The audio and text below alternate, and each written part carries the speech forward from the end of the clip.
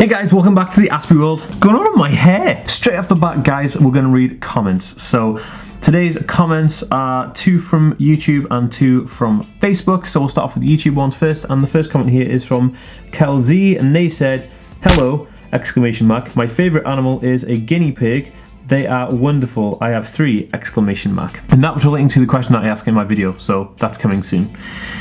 The second comment here is from Millie Maeve, and they said, "Yay!" exclamation mark twice.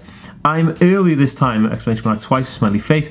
"Love your videos!" exclamation mark twice. "It's true. Changes are really hard for me. When my boyfriend of 5 years broke up with me without warning, I honestly thought I had to die and had a full-on meltdown, but even small changes can upset me, and oftentimes I feel very sorry for people around me. Thanks for helping me out with this video!" exclamation mark twice. Okay, well that sounds like a very interesting story, and I'm sorry that you had a hard time with the whole breakup thing, but things do get better and there's always a bright sunny day coming your way. So the next comment here is from Facebook, and it's from Brian Banker, and they said, "Diet video would be great." Well, that's what this video is, so yeah, awesome. And then the last comment here, also from Facebook, is from Co Marcella, and they said, "I agree. If you could make a video on healthy eating, thank you." Well, today guys, you're in luck because today's video is about autism and healthy eating. If you'd like me to read out your comments, guys, make sure you hit that bell icon on desktop and mobile, so I'll be checking the first 30 commenters to pick 1 or 2 of those to read out at the beginning of every video, so don't miss out on your chance to be heard. So the question for today, like I do at the beginning of every video, is what is your favorite food? My favorite food has to be a roast vegetable dinner. So it's like roasted vegetables with gravy, and I suppose you normally have it with meat, but because I'm vegetarian, then I don't have it with meat. So what is your favorite food? Put the answer in the comments below. Okay guys, something new. I'm going to give some highlights of my Instagram fam. So these 3 people are the Instagram fam of the week. Go! So today's video is going to be on autism and dieting, because I said I was going to do a video on it and you guys gave me the thumbs up, so I thought it would be a good chance to do the video today. So today we're going to cover common eating habits of people with ASD, common issues with changing those eating habits, reasons why we should change from unhealthy eating habits like the common ones that I'm going to talk about, ideas for healthy foods and healthy eating with ASD, and the last one is ideas for replacing the junk foods and the not so healthy foods with healthier alternatives, but still having them kind of junky. But we'll get onto that in a minute. So let's get on with the video. Common eating habits. Now, people on the autism spectrum generally have a tendency to eat super unhealthy or high processed junk food items. Now, a lot of people will say that people who eat those kind of foods are just lazy and a bit kind of stupid, and they don't know what they're talking about, and they're basically lazy. But this isn't the case. Not with people on the autism spectrum, because their minds are going at 1,000 miles an hour. This is the call that they're having from their body to get more energy into their system. More energy is more calorific foods and more sugary calorific foods, and this is why people in the autism spectrum commonly have bad eating habits for things like junk food and high processed foods. So our bodies are designed to accommodate all kinds of energy changes. So it uses fats and calories to distribute things around the body so we can burn for energy to keep us going throughout the day. But people with a super active mind, like people on the autism spectrum, have a higher intake of energy because they have a higher output of energy, and this higher output demands lots and lots of highly calorific foods. And this is why we kind of crave all those types of foods, but it does come at a risk.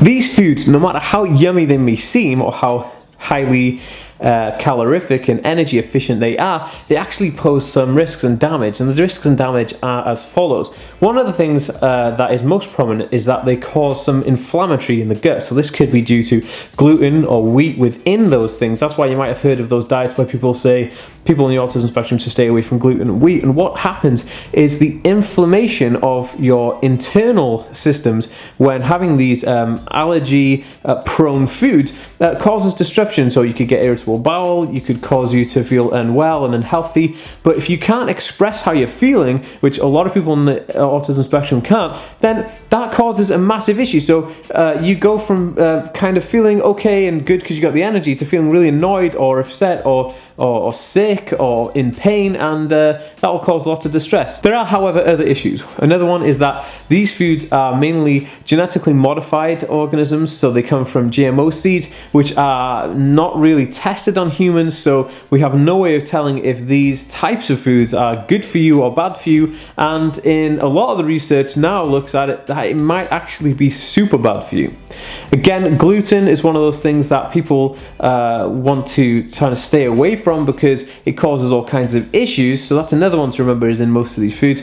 Another one would be the fact that they use a corn syrup, which is like a highly potent sugar, which actually isn't cane sugar, but it's a sugar substitute. It's super sweet, and it's actually really bad for you because it's not actually sugar, it's just it's sweet tasting corn syrup, which isn't sugar. Another one is monosodium glutamate, or MSG. It's also an ENAB, which is E621. Now this is a type of salted flavor which was created to test obesity on lab rats, but they've actually put it into foods because it's got like a nice salty taste, and it really is a nice little addition to food. But the problem with it, again, it was designed to make people obese, and they don't really know all the studies. A lot of the lab rats that they tested it on actually got types of tumors and all kinds of stuff, so that's not really good for anybody. Another one which is in all these highly non-nutritious foods but high energy foods is aspartame. Now aspartame has had this weird relationship with the UK and the US where some people say it's safe, some people say it isn't. I've seen lots of people saying that it's fine to drink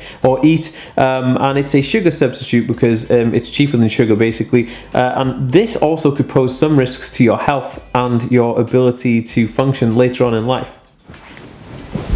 Now, to change up these food would cause obviously a change, and people don't take quite nicely to change, because changing up this would be saying, hey, you're not allowed those foods because they're bad, you have to try something completely different now. So everything you're used to, let's get rid of and try something you've never done before. The change is going to be difficult, and that's not to say that I don't think that people are going to be able to take the change. I'm just saying that there needs to be a clever way of doing it, because if you drastically stop something, then you will notice a huge sudden change. So what people need to do is slowly wean the person off something. So if you're addicted to candy, then you slowly wean them off the candy onto fruit or something like that. But we'll get into that in a little bit.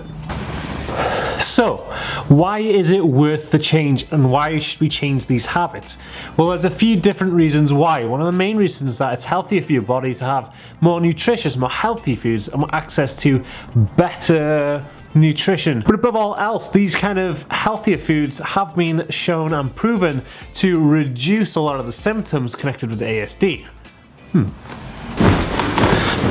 And by reduce symptoms, I mean like reduce the bad ones, like the getting overexcited, getting super anxious, lowering kind of all those anxiety-based issues.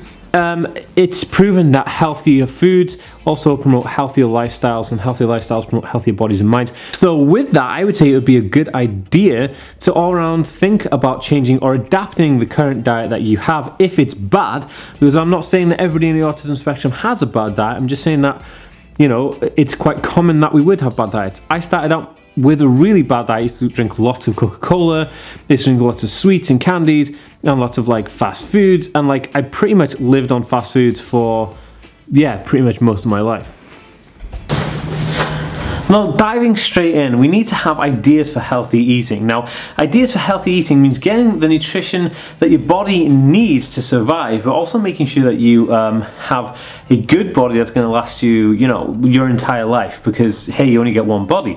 So, it does have a compromise with change. Now, the change is going to be somewhere between trying out new foods and getting rid of old habits, but we'll cover how to replace junk food items with more healthier items in the next part of this video. But first, we'll just talk about transitioning people into more healthy foods and how to get them interested in healthy foods. The one way I've found, which is very helpful, is if you are somebody who likes eating sweets and candies and things like that, and like high sugary drinks, one of the best ways to introduce fruit into your diet is using smoothies. So I would always start off with introducing fruit first, because fruit is super sweet and has a great taste and has a great appeal because it's nice in colors, and it's super sweet. But a lot of people get some issues with the textures of fruit, and that's okay because you can make it into smoothies. If you get a good blender, or know somebody has a good blender, or know any good smoothie shops, then you can get smoothies that taste like milkshakes, And the good thing about it is that, hey, we all like milkshakes, but the smoothie is super highly nutritious for the body, so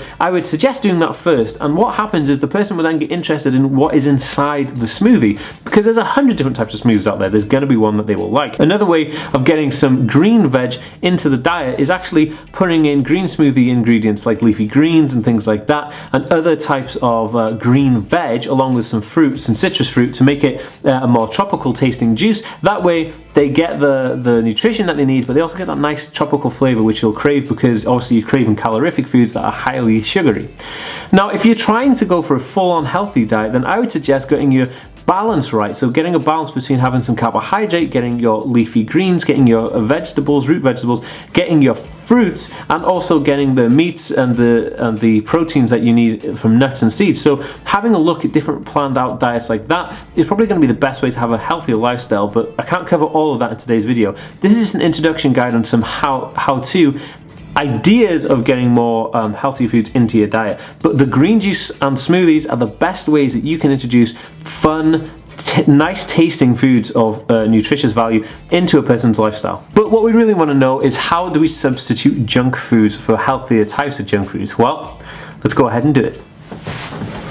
Okay, so we want to substitute junk foods for nicer, nutritious foods that are similar in their appearance or similar in their value. So if you're looking at something that is like a bag of chips, or you're looking at something which is like a chocolate bar or some cereal or a pizza or whatever it is, we need to figure out how this can be arranged to make it a little less unhealthy for the person consuming it.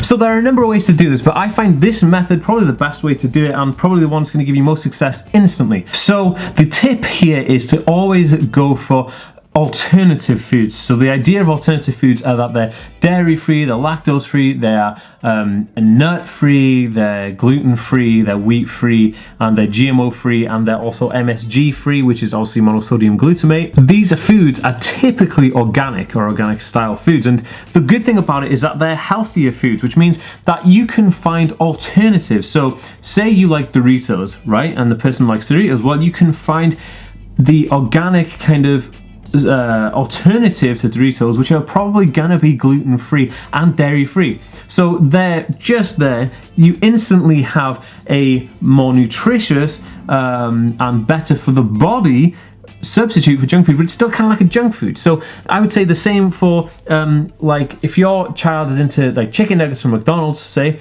then there's a great vegetarian or vegan substitutes. And the good thing about vegetarian and vegan substitutes for meat is that they're always going to be gluten-free and they're always going to be GMO-free most of the time, but you should totally check out the packets. So what I would say is that if you like Coca-Cola, then go for an organic, gluten-free, sugar-free and caffeine-free Coca-Cola. There's great ones like Whole Earth do a great cola, and there's a bunch of different ones out there. So the idea is not to banish those foods from the house or banish those foods from your diet. It's just to replace them with the alternatives that are going to taste just as good. And I'll tell you now that some of the foods out there taste just as good, or sometimes if not better, than the ones that you do currently consume. They'll be a lot nicer to eat, and they'll be a lot nicer for your body and a lot healthier for your system.